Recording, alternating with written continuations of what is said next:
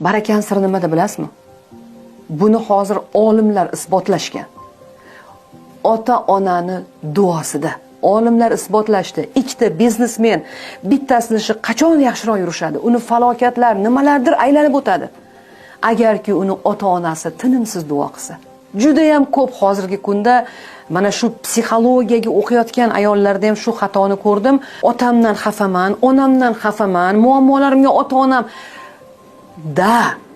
ota-onangiz xato qilgandir. No bu degani ulardan yuz o'girish kerak, ularni ayblash kerak, ularda xatoligini topib bu kerak emas.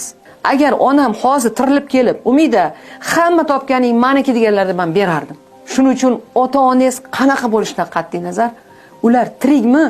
Ularni asrang, avaylang, qizg'anmang ulardan. Vaqtingizni, mehringizni, pulingizni juda ham ko'p ko'rdim. Erkak kishi birinchi navbatda oilasiga qilish kerak, undan ortsa keyin onasiga qilish kerak. Buni o'rgandik qaysidir kurslarda deb. Bizning mentalitet boshqa. Bizning mentalitet, bizning dinimiz o'sha g'arbdan kelgan dinlardan ko'ra to'g'riroq. Bizning dinimizda eng avvalo ota-onani haqqi deyilgan.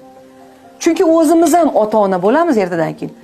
Kuch-quvvatimiz borida qilamiz farzandlarga, keyin ertadan keyin ularnikini umidvor bo'lib olamiz. Ona ichidan aytmasa ham, buni til chiqarmasa ham ichidan minnatdor bo'lib duo qiladi. Xursand bo'lganning o'zi duo-ku. Ana shunday farzandlarni ishi yurishadi. Puli ko'payadi.